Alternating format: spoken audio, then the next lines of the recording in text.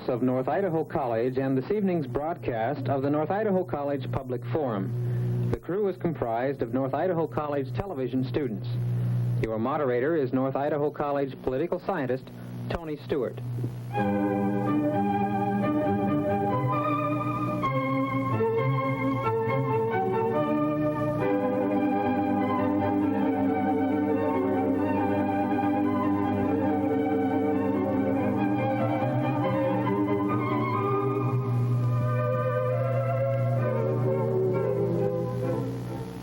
Good evening. Tonight we're going to do something somewhat different on our program. We're not going to be interviewing a guest as we usually do and have a regular panel, but rather we've invited 5 people to all participate in a somewhat roundtable discussion on the very interesting movie that has been appearing in the Northwest. The title of that movie is Oh God. It is our hope that you, the viewers, have been able to see that movie, therefore that you will be able to relate to the comments of our guest. First of all, let me take this opportunity to introduce those 5 people that will be discussing the movie Oh God. First of all is Mr. Richard Snyder, who holds degrees in anthropology and is a member of the faculty at North Idaho College. Our next guest is Mr. Robert Rogers, who is a college regional minister, including several campuses, and among those is North Idaho College, and is affiliated with the Presbyterian Church. Our third guest is Bob Singletary, in the field of music and also has a background in history. He's a member of the faculty at North Idaho College. Our other 2 guests is one person that you are very familiar with, Mary Lou Reed, who has been with us for 5 years as a member of our panel. But tonight, rather than serving in that capacity as a panel member, she will be participating in her comments on this movie. And our 5th guest this evening is a student at North Idaho College, Mr. Jeff Price from Coeur d'Alene, Idaho, who will give us his viewpoint. Ladies and gentlemen, before we start what we hope is a very interesting discussion of that movie, there may be some in the audience who has not had the opportunity to view the movie. Let me take this opportunity to give you somewhat the thesis or idea. In the movie, Mr. George Burns plays the role of God, and he comes to our earth to have communications with a man that is named Jerry, I believe, in the movie, and is played by John Denver. He appears to John Denver for the purpose of trying to convince him that he is to be a spokesman for God, to try to get a particular message across to the world's population about God's intent for what should take place in the world. Based upon that, he and John Denver engage in a number of discussions that take place in different locations, and in the end it is picked up by the media, the newspaper, television, and radio, and the citizens of the world react to that. That is a most simple and basic description of the movie. With that, let us move into what we hope is a discussion of major points that's made throughout the movie. May I start off the process by just throwing out to you at least one area that I found in the movie of interest and get your reaction, and we'll take it from there. Early in the movie, I think it is made quite clear that when you look at the person that God was going to appear to, as I said, played by John Denver, he was assistant manager to a Food World supermarket chain, and at one particular store he was assistant manager. And in setting the stage for this individual that God would appear to, it seems to me that the movie attempts to draw out the attitudes of John Denver, played by him as Jerry. And it seems to be that that is in 3 ways: how he treats his customers, that he has a responsibility for, and secondly, how he supervises employees, and third, how he deals with corporate management that in disagreement with how he conducts business. Based upon that simple observation, I would like to ask you to react, and I think we'll start with Richard Snyder. I think my reaction to the characteristics of the role John Denver played, he was very honest. For instance, he wouldn't oil the cucumbers. He wouldn't leave extra leaves that were not good on the lettuce because it wouldn't sell, that he wasn't trying to pass a bad product. He seemed to me to symbolize goodness and fairness with one's contemporaries, one's neighbors, customers, whoever they might be. I wonder if that's not analogous with love thy neighbor. If I can throw that out. Okay. Didn't you also feel that it was important that he was simple, that he had been chosen because he was really a person who was sort of just an ordinary person? And he kept saying, as anyone would, why me? Why have you chosen me? And I don't know, some of the rest of you may have better reactions to what you thought the answer was, but I really felt that the thing that stuck with me was that God said, or George Burns said, well, it was not necessary to go to a believer, you know. John Denver was saying, but I'm not a believer. And God was saying it was important to come to you because you are simple, because you aren't a believer, because you're open. Singletary? Well, I may have to pass on this one because instead of seeing the movie, I read the book, and my character was a reporter, which I think I may carry through. This seemed to fall through with this particular character too, what you're saying. But going back to what Mary Lou said, is that he didn't have a theological bone in his body. He really didn't, think of religion in a serious manner whatsoever before this moment. A reporter, of course, is a messenger, so this would fit in very, very carefully with whatever he had in mind. Yeah, that makes sense. Also, do you think that perhaps not only didn't have a theological bone in his body, was there a trace of anti-intellectualism in the choice of John Denver? And certainly when he was in the situation with the theologians, they were made to look ridiculous, and that knowing is perhaps not through the head, but through the total being. Did anyone react to that? Were you feeling that was maybe a little bit overplayed, and that John Denver was perhaps a little simple? This absolutely came out in the book, that most of the theological discussions were way over his head. He knew absolutely what they were talking about, and they all seemed rather ridiculous in the whole idea, particularly when it got into the end at the all-faith kind of conferences. God emphasized that too, or again, George Burns, as playing the role. At one point in the movie, he indicated that it comes from the heart. It's more feeling and emotion, apparently, that they were stressing rather than a theological background.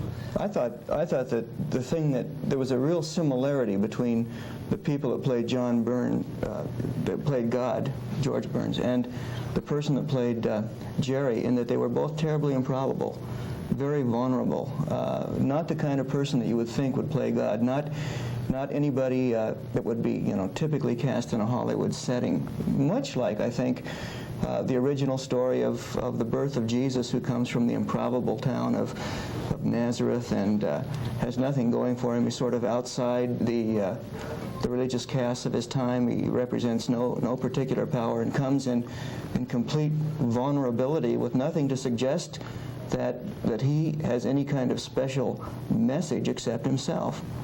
And Jeff, what kind of person do you think they were trying to portray in John Denver? Well, I think, he was he picked a perfectly simple guy, all through the story he kept saying, well, I'm not religious. And even his wife, when he told his wife that he had saw God and talked to God, she just kind of laughed at him. She said, why you? Why? You've never been to a church in your life, And just like his kids, too, he's brought his kids up the same way, and they kind of looked at him with wonderment, and they just said, well, can we go out and play, Dad, now? Or are you done talking to us? And they just shook it off because, they figured, like, what their friends were going to bug them about. I think this builds a bridge to the next major character. We've started out with John Denver, that was maybe the so-called chosen disciple. And I think the movie also, for you who have not viewed it, has rather a lot of dialogue concerning what kind of image should we have of God. They seem to work on this very much in the movie, and that is God's relationship to the planet and to the people, or a God-man relationship. And I'd like to get your reaction to that. And particularly, there were statements made concerning whether it's a very private relationship between a person and God without other people being too involved in it, or whether it's in a very organized religious structure and with much money and organization and publicity. Again, we see lines concerning the 27th floor that didn't exist, but it was a way to be private together. Or God saying to John Denver in the supermarket, it's too crowded, let's get in the car and go for a ride. am I interpreting this wrong? What kind of image did God produce for himself, of course, through the writers and through Burns playing that role? This time, let's do a reverse order so the same people don't comment first. Robert Rogers, we'll start with you. I was thinking, as you asked the question about the dichotomy between God appearing privately to an individual and corporately to a community. And it seemed to me that the whole purpose of his appearance to Jerry was to enliven Jerry to tell other people about it, so that it would not be just a private message, but something that could be shared with the world, or whoever would be able to hear it and respond. So that was the message I got out of it. That it was private, but for a reason. That Jerry was not just to have some esoteric message, but would then be the proclaimer of that to his own detriment. The movie was very obvious that he kept insisting that you've got to go out and, That's right. and with the newspapers and television. But in going to the people, in what way? Was it in a very large funded way, with a large organization behind you, or do you just simply do it and through certain points that have been produced for John Denver, try to prove to the people this is the message? The point was to get it out any way you can, and he chose the mass media through newspaper articles and television and that sort of thing. So he did not have an organization behind him, but he certainly tried to make it publicly known. Bob? I think going back maybe to the first question, maybe bridging the two, is that again the kind of character that Jerry was portrayed as, he had no authority. He didn't really have any expertise. In the book, he was sort of a roving reporter, freelance reporter. He really didn't have any kind of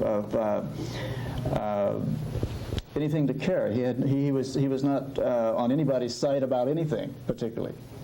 And but anyway, when he mentioned to his wife, when he first talked about the first incident that he had actually heard God over the intercom in this room, not seen him the first time, but heard him. But the first time that he actually saw him, his wife was questioning him about this. And he said, he reminds me of my Uncle Harry. A very common, ordinary fellow you would not even pick out in the crowd as being anything unusual as far as what he looks like. And the way he talked and the way he presented himself was rather matter of fact. He didn't make any pronouncements. He didn't get up on a chair and says, I'm going to deliver this to you and take this down, that type of thing. It was a normal conversation, rather kind of matter of fact of what he wanted to be done. Jeff? Really, in the movie, he first appeared to John Denver, the assistant supermarket manager, as a kind of a 60-year-old man.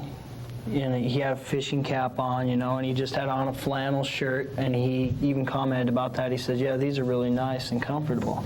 And he appeared to him right in the bathroom, right as soon as he got out of the shower, So it was just kind of, basic and ordinary, someone that he could relate to, and he said that he couldn't, John Denver asked him, why don't you appear to me in your, in your original form? And he said, well, I can't appear to you in my original form because you wouldn't understand it. He says. Do you think this is the kind of a God that our people in our society now are believing in? That just sort of a comfortable old shoe. I was sort of writing down that he's not omnipotent, because he told them that they had to do everything for themselves, and he certainly wasn't perfect. He admitted that he'd made some mistakes, the famous avocado, that he'd made the pit too big, and he wasn't authoritarian. He was really just a nice old guy with a sense of humor. Is this the kind of God that our society really is accepting? Richard Snyder. I think that's terribly interesting because at least Christianity, going back to its roots in Judaism, portrays God as a father, perhaps a stern father, that sometimes comes out with the wrath of God, punishes or disciplines unruly children. And who do we find in the movie? George Burns. He's old enough to be God. It was typecasting. He's a grandfather, if we have to assign some sort of kinship role to him. A grandfather who's sort of cool and laid back. And what's going to upset a God, if you really stop and think about the concept of God, how are you going to rile up a God? Obviously, anything, person, or whatever that created a universe is pretty well in control. And what's to get upset? And so here comes George Burns, and he's relaxed and a little perturbed at a few things here and there. This total disbelief that John Denver went in and talked to a newspaper man, and they didn't believe. This is incredible. But I think it also points up a naivete on the part of God that could be interesting to explore. And I think repeatedly in there was a lack of concern over minute details. But can this be turned another way? If I may interject this for a question to you. Is it not possible getting the message across that we are thinking of ourselves as too important? That if some God is powerful enough to create the entire universe, and have this relaxed attitude, you said that he doesn't need to go around proving in minor details that he is God. He's too big and too significant for that. And that it's awful egotistical on our part to think that God's so concerned about every little tiny detail in one's life each day, that he just won't get uptight about that. That he seems to get uptight about some major issues, social and economic, that face this world, but not about your little problem today in relation to those more encompassing issues. Yeah, and the contrast between the issues that the evangelists raised and the issues that God raised were, I think, profoundly significant. And that there were really two gods implied in the movie. The one that supported the evangelist, which was severe, dealing with irrelevant issues, and really supportive of the common values of the culture that people could kind of go with. God that would enhance them, make them successful, give them a feeling of self-righteousness and status, and the God that revealed himself in the form of George Burns, who is really different, but the impact upon people was different. The impact upon Jerry was that I can't do that. You know, that's incredible. I will lose everything that I've worked for if I do that. Which is very much the same kind of impact that the Judeo-Christian historical kind of biblical influence of God has had, upon Jeremiah. Says, I will not do this. I cannot give up my position to do some absurd thing like that. It makes a lot of sense, but nobody's going to buy it. Well, where does worship come into this, though? If you've got an old shoe God who isn't necessarily saying that he's omnipotent and saying that you've got to bow down, or where does worship fit in? Can you worship a God in the image of George Burns? We were talking about naive. Yeah, go ahead. I think it goes along with something I was talking about a minute ago.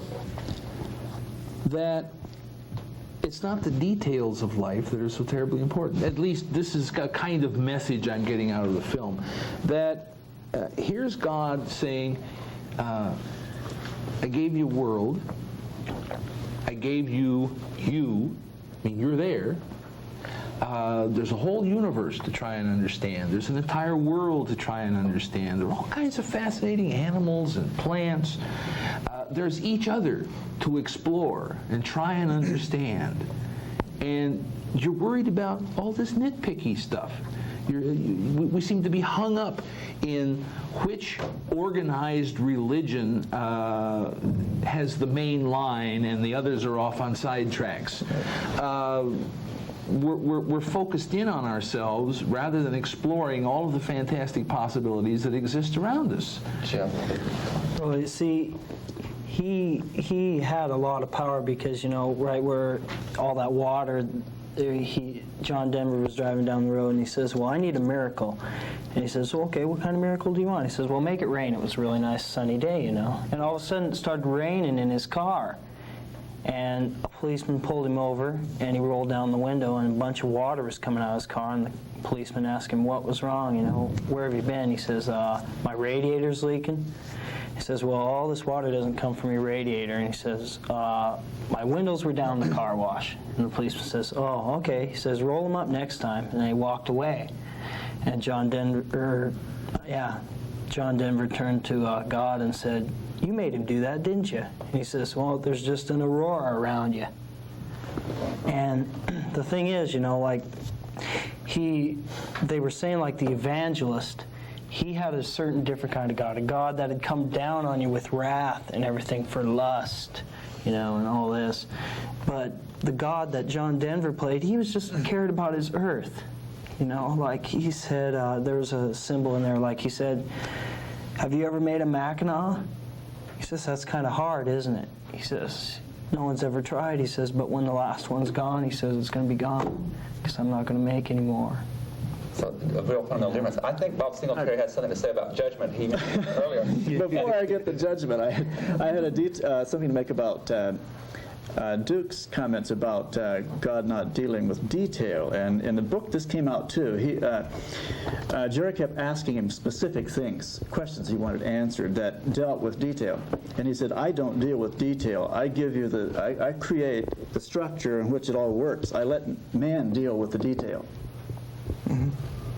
But how does that differ from God's in his heaven and all's right with the world? The clock theory that he's wound the clock up and started it. I was going back to this. This kind of seems to me to be a kind of a deism in which he wound the clock up. But deism says the clock was wound, it was put into running order, and then God withdrew. Whereas in this particular case, he's still concerned. He took cares. Involved. But does he get actively involved? To what extent does he get actively involved? And one thing that I really thought was interesting that came out of this in regard to detail, when one of the questions that he was asked was also one of the questions that appeared on a series of questions he was given to answer during the trial or preceding the trial, was about the future. And he says, I don't get into that. And he says, you mean to tell me that God cannot predict the future? And he kept saying over and over, I don't get into that. And the next one he says, I don't get into judgment too. But if God is our normal conception, or at least the traditional concept of God, knows all from the past to the present, this God was indicating that he is a part of, he created the process, he is a part of the process. His creations are a part of the process. And he himself does not know in which direction the process is going. It's up to man to draw the outcome.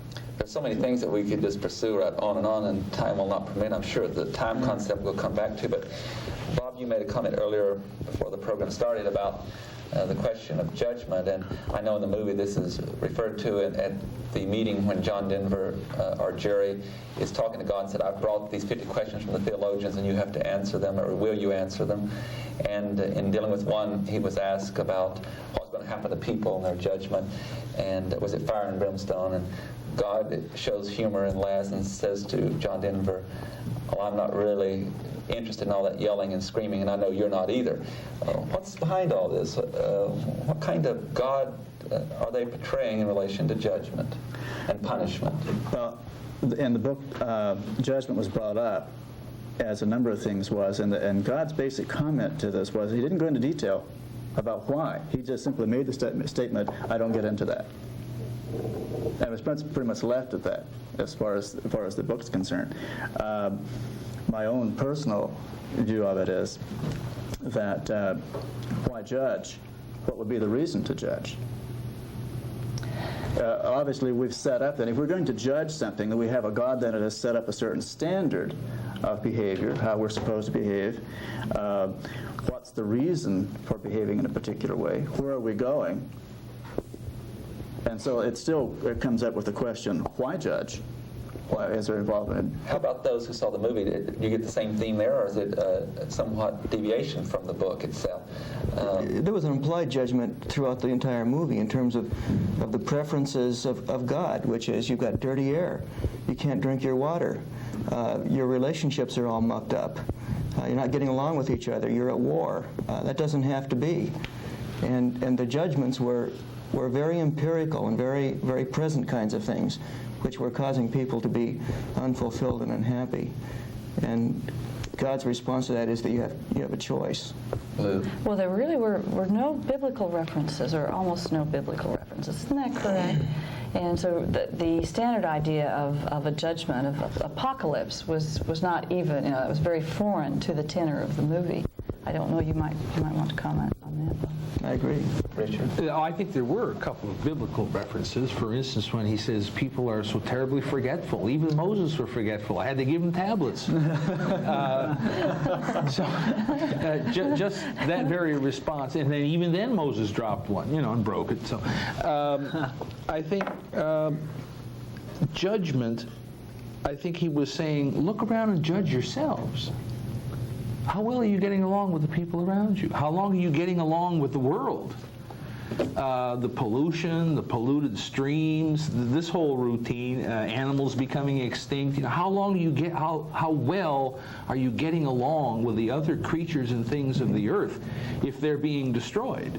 May I interject here, because you really built the bridge, Richard, to the next question. I'll let you continue this if you wish, but a category at least that I had put down that I thought was of great importance in the movie concerned, as I label, issues that concern God. And Jeff's referred to this already too, and it seems to be they're in two categories, and maybe we've reversed them. That the issues that seem to concern him most in this movie are those issues that we tend to ignore most and don't think we are aware that they exist, but we're, at least in the political arena, not doing much about them. May I just list a few? In the supermarket, God got very upset when he started examining the boxes and saw the chemicals that were in the foods and the cereal, and he seemed to be relating to what these chemicals doing to children. He seemed to have that identification. And as Hugh said, he talked about that we'd made the rivers into our toilets, or that the pollution of the sky, and then the scene where he goes through and he's picking up the trash in the park and putting it in a bag. That, what are you doing to that?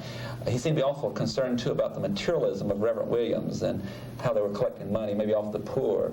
And Geoff will have a comment probably about how that related to what God was seeing. But in reverse, things that in some organized religions that have been such concern God that seemed to even talk about. When he came to John Denver and John's drinking a beer, this wasn't even to be discussed. This was no significance. Or the question of making light of what Reverend Williams had to say about movies and censorship and those kind of things. Let me let you comment on that first, because you started this, Richard, and then we'll get Jeff involved and then some of the others. Well, a passing comment I have, and then I'll send it on to someone else. It seems to me, that God came down not preoccupied with the kinds of details you just mentioned, but relationships between people. And are we, and I think I've said this again, and I must be repeating myself, this on-the-spot sort of thing. I keep coming back in my own mind to this relationships between people. I walked out of the theater with my wife thinking about, how well am I getting along with my wife and my children and the students that I have? Thinking about not a vertical relationship, but hey, here I am with the gift of life. What am I doing with it? Not that I should be knocking myself out, but am I sharing it around? Am I sharing other people's lives on a horizontal plane? Jeff? I see, that I still got something in my mind, kind of like where he said in there, he said about those tablets, he said, I see a different meaning in the word waste. He says, I don't know why I put thou shalt not kill. He says, I should have put thou shalt not waste instead. In the movie, that's what he was saying at one part, and I see kind of where he was kind of dealing with his luxuries, like his rivers, and his mountains and his animals. He especially loved his animals because he said he loved to talk to them because they weren't into an organized religion, kind of. That's what he was saying. He said they didn't, go up and all this, get into a real organization thing. And he was kind of really bummed out about that evangelist guy you were talking about. I can't even remember his name. I was kind of bummed out about him too. He was just kind of the big star. He was really big, like a football player, and he had on a really pearly white suit and some really nice looking rings on his hand that looked like they cost a lot of money, and he had a really nice tack right here on the side of his lapel. And he was always up there yelling about going to pornographic films and all this lust and killing and everything. You know, and God just kind of looked at him and said, "That's not what you should be talking about." You know, he says, "You're just trying to get rich on somebody else," is what he was saying. Anyone else? Well, and he was really very definitely fleecing the flock. The big buildup was to whenever they would cough it up. And again, this would get back to what Duca said about relationships and how we use each other. I think that you put it very well in talking about horizontal rather than vertical. The whole sense is that salvation is not in an afterlife or in a personal sense. It is perhaps suggested that through the movie that the salvation is right here today on earth. I can't help but think about Christian images, and we've talked about no direct references to the Bible, but I think that that's very similar to what Jesus was trying to accomplish in response to the legalism of the scribes and Pharisees. It's just almost parallel to me. I'm wondering if the movie brought out any change in jury after the message had gotten through, and he became rather an important figure nationwide, worldwide, at least in the book.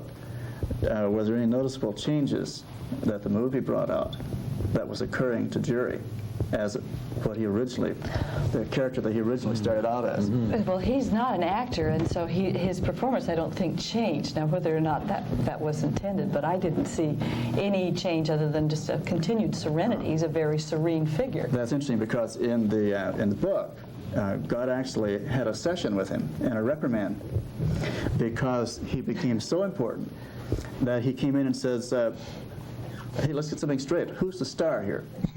Oh, that's marvelous. And I'm wondering if there was some, does the messenger become more important than the message? Really, I was like, see, in the movie, he didn't become really important. Like, at the end, he lost his job as an assistant manager in a supermarket and everything, and he had to move out of his town because he was kind of ridiculed. And he went up to God and said, "Well, what am I going to do now?" Like he was asking him for help.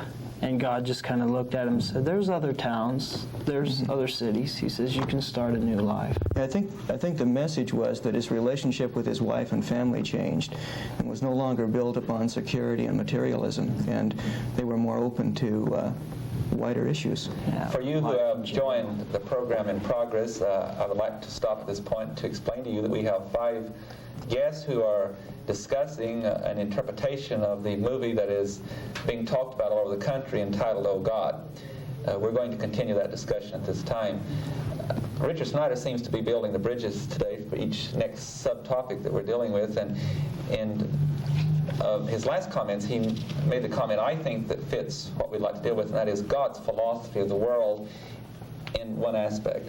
And that is not dealing with political and social issues or ecological issues, but rather among something we call human beings.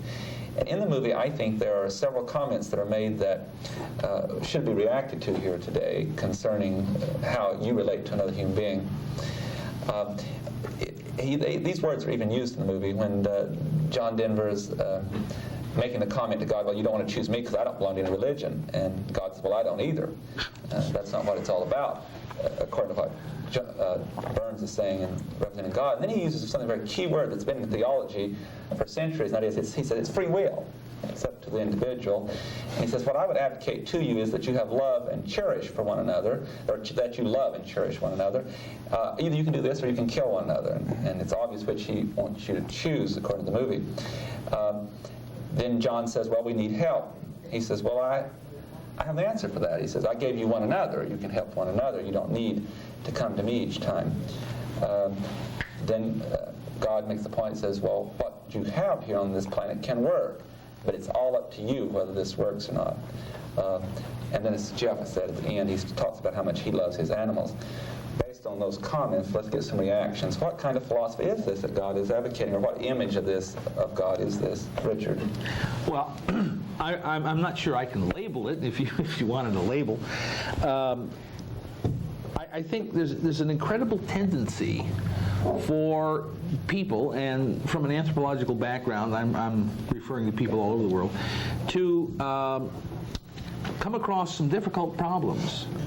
And rather than face up to the responsibilities of those problems, to hang them on something supernatural. As far as I know, the originators of the scapegoat were the Jews. And once a year, they would take a goat and they'd pin all the problems of the group on the goat and beat it on the behind end and send it off into the desert. All their problems, in theory, went with the goat. And I wonder if, in many cases, we haven't turned God into a scapegoat. God's up there and he's got everything under control, which means I don't have to be responsible for the mess that I'm in. God can be responsible for the mess that I'm in. I don't have to be responsible. That takes a lot of anxiety away and a lot of initiative to do. How about others in this philosophy? Bob? Well, I think too, and at least in traditional Christianity, if I'm interpreting this correctly, is that God does have a plan. There's a specific plan outlined, at least in the Old Testament and the New. Is this true? Does God have a plan? If we go back to the theology that George Burns was talking about, even God doesn't know the future, according to this theology. Why would he have a plan? What kind of plan? Because the plan, at least if I understand it, certainly has to do with the future. But isn't there a plan here, Bob? Isn't he saying, or in this movie, this interpretation, of course there are other interpretations, but others give in theology, but it seems to be that he's got a very, very basic, simple message. He's telling you, I'm telling you, there's just one simple thing you have to do, and then it'll all start working. And that is that you've got one another. You should appreciate that fact. I put others here to help you, and that you're to love and cherish and be kind to one another. And if you do that, then I think he's saying everything else will fall in place. If there's no greed, then we won't have problems with that particular corporate executive that they were playing up here as saying, well, I've prayed with 3 presidents. Well, so what? You know, I think he's saying concerning polluting the environment, or the little example he gave where there's asking him to polish the cucumbers. You won't need to do that because you will do the proper thing, you will care. Or John Denver maybe was selected because when he saw the woman's bread had been really smashed with the potatoes, he said, well, let's give you another loaf of bread. But on the other side, with his kindness, when he saw that the woman had stolen the meat and put in her purse, was saying, I'm not going to be harsh with her, embarrassed. I'm just going to go up and I'm just going to register on the cash register. I'll just let her pay for it.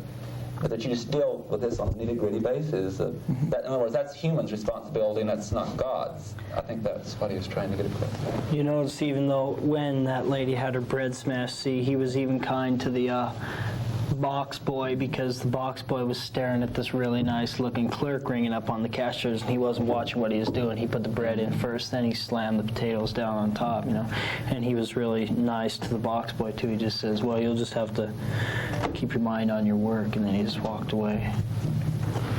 Bill, when you're talking about plan, you're talking about perhaps this is a plan, but it's an operating plan, and it's not really the kind of plan that we have associated traditionally with God started here in the beginning and then it's going to end up with the apocalypse. And so I think this is why I'm saying that the biblical references, there may have been references, but it didn't fit in with necessarily the New Testament's idea of what God's plan is for Christians. And so, well, that's sort of my comment on the whole thing, that again, if you think there isn't a long-range plan, it does put a lot more responsibility on the individual, but also perhaps on the individual churches, and that if they thought that it was really their responsibility, perhaps they would be more concerned with social things than personal salvation. Here, here. And the plan, I agree with that. And I go back to the detail again. He said, I don't deal with details in regard to plan. And he was made this point several times about him dealing with detail. And the major thing that he was concerned about, it seemed to me, as far as the future was concerned, is that it continued. But there still is some very strong implied preferences about what makes for good living and what doesn't make for good living. There are ways revealed, like this way leads to harmony and good relationship, and this way doesn't. And I think that there was an interesting reversal of roles. Duke hit on this a lot about responsibility, and that is that man assumes that he's following the way things are, and that's predetermined, and that there's there's sort of a determinism or a predestination about all of that, and gets locked into certain assumptions about what makes life meaningful and how things will continue and all that sort of thing. And God is the one who comes down and offers alternatives and comes as the one or the force or the idea that's completely free and breaks man out of his own determinisms, his own assumptions, which continually get him in deeper water. Let's move into another area that we've hit on but not covered in depth. It seems that another theme that runs through the movie is that obviously those who have written it indicate, and through God, that God is important, and this idea of God as a part of the human beings is terribly important, but that many people who have had other motives on this planet have used this basic idea for other motives other than promoting what appeared in this movie God wanted, and that is the use of the name of God and religious movements to line one's own pocket, to become rich, to have a large organization, or to be able to use that to associate closely with the powers of the world, as praying with the presidents or giving the benediction at the Super Bowl. And of course, Reverend Williams played that role to most extent within the movie. Is there a theme in here that's saying that as far as God is concerned and the idea of a supreme being, that it's something that one should be very concerned about, but also be cautious about being manipulated through that by people who have other motives? Is that a theme in the movie? How would you react to that category? Well, that's a very strong scene, I think the one that Jeff described, and I was reminded of Elmer Gantry, in which you just really get the sensation that these people are saying, yes, brother, yes, here, that they are pawns, and that he is misusing him, and there's no question what, according to the movie, that is unattractive and certainly outside of what George Burns would think was the best way to operate. I don't know whether you want to carry it further into asking us if we see this today ourselves. If this is a genuine picture. Well, I see it around. I see it in myself, and I think, as Bob describes the book, it's an issue that anybody can fall into, including our hero, who at the end begins to get his own ego needs met through his religious enlightenment and kind of thing. And I see it as a message everybody needs to become aware of within themselves. I see it in myself. Richard? This may be diverging slightly, but it seems to me in religions there are at least three concepts that pop up over and over and over: pain, ignorance, and injustice. I often recite for my students a little poem that says, "The rain falls on the just and the unjust fella, but mostly on the just, because the unjust has the just's umbrella." And I wanted to relate that to a couple of things. One, if there is a God interested in details, how can that God allow such a condition to exist, along with ignorance and pain? On the other hand, in the light of the movie, I can see that pain, ignorance, and injustice are human problems, not God problems. And we certainly possess the ability to alleviate pain, to alleviate ignorance, and to alleviate injustice. Why aren't we doing it? Well, I think that the three questions that, if all the questions that were summed up into three of the questions that he was supposed to have answered, taken from theologians across the country, historians, men who are academicians who were supposed to know what was going on in the world, they still boil down to three questions. And I think the knowledge that we're seeking involves these three questions. Number one, we still are not satisfied with the fact that we can't know exact detail how it all began, how it started, and why. And then what are we supposed to do exactly in detail while we are alive, and then in detail what's going to happen when we're not alive. And those three questions were somehow all summed up in the list of questions that were given him. And God really didn't deal with any of them in this particular case. He was still talking about the man on the street. He was still talking about situations which we can deal with from moment to moment, the life from moment to moment, rather than the biggies. Which is dealing with the environment in which we live and one another. Things that we can control Yes. Okay. to some degree. This brings up another sub-area within the movie, and it certainly comes out several times, and that is relating to traditional religion in particular, and that is that the human race seems to have always wanted proof, as you indicated, right now. You know, God exists, and He exists in this form, and He does the following things. Or here's His dogma, list everything that He believes in, and here are all your do's and your don'ts. And to make sure that's all true, and you're supposed to do that and follow it, you need a miracle, and by God, prove He exists. And I thought that was a very fascinating thing in this movie, and that certainly was taken from biblical quotes. That certainly is a theme through most Bibles, and that is that, you know, you continue wanting a miracle. And in this one, he seems to give some with reluctance the 27th floor where he meets with John Denver when there's only 17 floors in the building, and that's to prove, I suppose, to John Denver that, hey, you know, I'm what I say I am. And then the water in the car that Jeff mentioned, where it's raining in the car and nowhere else, and that certainly convinces John Denver. If it doesn't, the thunder in a minute does. And then in the courtroom where he appears and talks, and then he disappears, and then what he said is not on the tape, but everyone else's voice is. But yet, God gets, it seems, very irritated with having to perform miracles. He says, I wish I'd never started this, and what it's really done to me is separated me from you rather than bringing me to you. What's your interpretation? What were they trying to get across in the movie concerning God having the power to come and produce miracles so that you believe? Is that what it's all about, I suppose, the movie was asking? Jeff? They were, well, you know, you talk about the 27th floor. What the deal is, you know, the elevator had 27, and the room number was 27. But did you notice when they put him into the motel room, you know, and the theologians even got the room for him and everything, it was a 2700th room, you know, and they didn't know it, but they must have just put him in there, and that just, you know, God made it happen.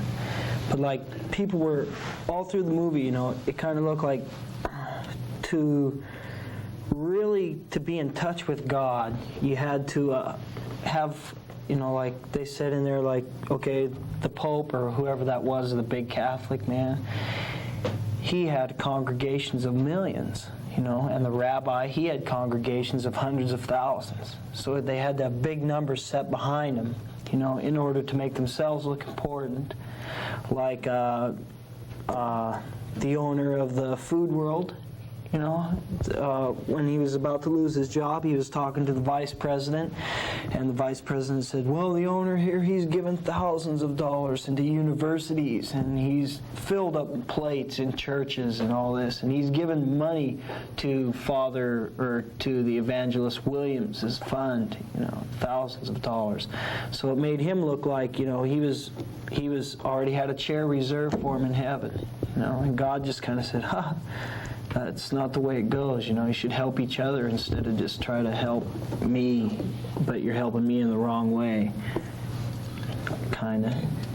Yes, Richard. Oh, I had a flash in my head about what you do unto the least of these, you do also unto me, is something like that in the Bible. Those are details, though. You know, Yeah, it's like the sparrow. But how small a detail is that, really?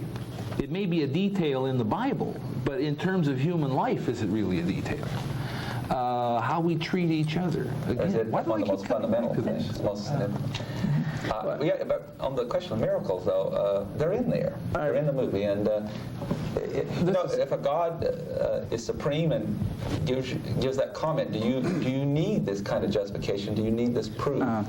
This was interesting because in the book, the only miracle that was in question was, did he or did he not appear? And the only kind of miracles, and he never appeared to anyone else besides, in this particular case, the reporter.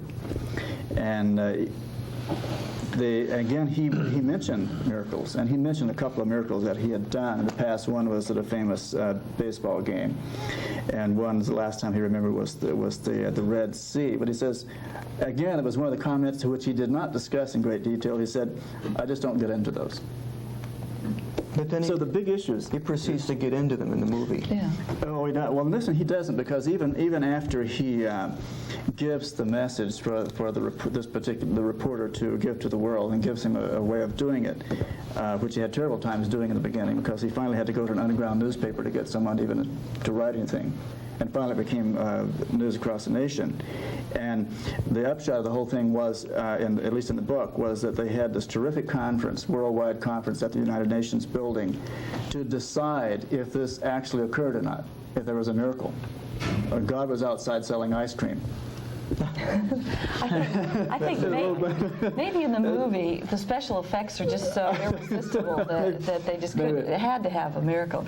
I think the question that's asked, though, is do people really, in this age of scientific method, require a miracle in order to believe? Because throughout there was a suggestion that even the believers don't really believe, and that religion's respectable, but as long as you don't take it too seriously. And so perhaps that we have come to a point where we are so skeptical that the miracles are necessary. Yeah, because the religious editor of the Los Angeles Times, at first John Denver went to him and he just kind of laughed it off and gave him one sentence, in the newspaper. And then, so God says, okay, here, he says, you give him this card. And it was just a little white card and said God in capital letters. So he walked in there all staunchly and everything, and he flips this card on the desk and goes, here, now do you believe me? He says, well, you can get these made in a novelty store. And they went on and on there, and then when he went back and told God that, God just couldn't believe it. He says, did you show him the card? And he says, yeah, I showed him the card. He says, what did he say? He says, he just said you can get these made up in any novelty store. And God just kind of went, put his head between his That's more of his hands and naivete. I was really feeling mixed about the miracles. God disclaims the use of them, then goes ahead and establishes his credibility by pulling off some cute tricks, which added to the humor of the movie, but to me did not say much. And the only thing I could come up with is the point that you've got all this power, but there's a great deal more that you may not be in tune with. And the fact that God does not need miracles so much as we need the demonstration of that power in order to find credibility in anything. Like in the end, though, but see, through the whole show, I don't think anybody believed him until he showed him a miracle. See, John Denver didn't even believe him until he made it rain inside the car. And they says, whoa, you're God, huh? He says, yeah, I've been telling you that all along. But the miracle vanished, and they weren't sure at the end whether or not they'd really seen a miracle. He was wondering. Yeah. I got just a little bit different interpretation out of that. When Burns turns to the judge and says, here's a miracle you'll like. And he says, pick a card. And there are no cards there. And the judge comments on that, and all of a sudden, boom, there are cards there. And the judge is objecting. I don't want to play this silly little game. You see, this is something that's on a human level. And I saw that as a kind of a last-ditch effort on the part of God to say, hey, I'm really me. It's really me here. As he said, so help me, me. And finally he says, here's one I know you'll like. And he gets up from the chair and he walks around, comments about his squeaky shoes, and disappears right before their eyes, and the squeaky shoes go on out the door. And I took that as, okay, I'll go away and then you can be comfortable. Because I saw the whole film as God coming down and saying, hey, I'm here to tell you that it's all right, and nobody wanted God. We've got our religions that take care of God. We've got our politics that take care of decision making. We've got this whole world organized, and the last thing we need is God coming in and saying, what are you doing? It's just total disruption. And so I think he did the one that they'd really like. He went away, and he wasn't bugging him anymore. Sort of like the old Grand Inquisitor scene in which, go away, we've got everything under control. That's right. Yeah. Yet after he goes away, he appears to John Denver one more time, and what does he tell him? I'm going off with the animals and love them. But he still told John to do something, and that is, you've got to continue to tell them how to get along with one another and to love one another. We only have 5 minutes left in the program, and I want to take that to ask you, I think, a very difficult question, and I want all 5 of you to try to be brief, and the way to do that is to confine you in this answer.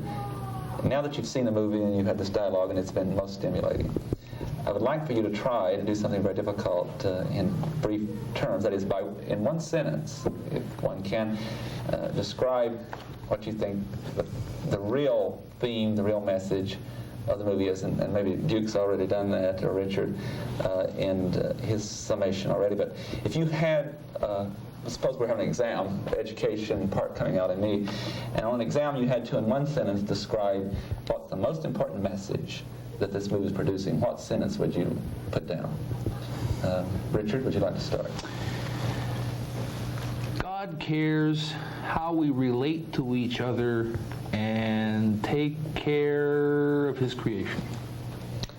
Robert Rogers. It has to do with what Lou said about worshiping, how do we worship that kind of God. And I got in touch with the real meaning of religion, which means the interconnectedness of all things, so that to worship is not to worship a separate part of life, but to appreciate all of life, to see everything as being sacred, and therefore being responsible for one's part in that sacred world in which we live, the air, the water, whatever, relationships.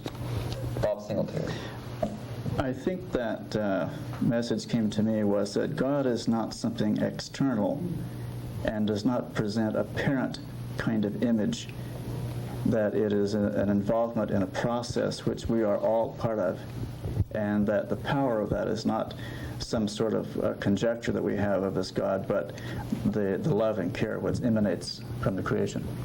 Lou Reed. Well, I figure that the message of the movie that may be different from God's message, but I think basically the message is that everything will turn out all right if we do work at it, and that there is a future. And I think it was meant as a very optimistic, hopeful kind of a treatise. Jim. Yeah, it's just that if everybody will help each other and help the environment around you, it'll work. You know, that's all he was saying through the whole show. It'll work. It will work. Ladies and gentlemen, for the past 58 or 59 minutes, we have been discussing with you the question of how does one interpret the writers in the movie Oh God, and the roles that were played in that. It is, I think, a somewhat re-emphasizing a very long traditional concept of religion that's not been too closely followed in more recent times. It's a very simplistic approach to interrelationship of human beings. We hope that you have enjoyed this program and the comments of our 5 guests. I have found the program very thought-provoking, and I might take this opportunity to point out that this program that we've been doing for many years now with you is our purpose in mind to try to bring about a discussion of ideas that are thought-provoking, to learn something. That is our only purpose for producing this program. We hope this program, as all others, has shared a little with you in that way. I would like to take this opportunity to invite you to be with us again next week on this same station at 6 o'clock, when again we'll be discussing what we believe to be a significant issue, and we will be returning to interviewing a guest at that time. And until then, this is your moderator, Tony Stewart, wishing you a very good week and a good evening.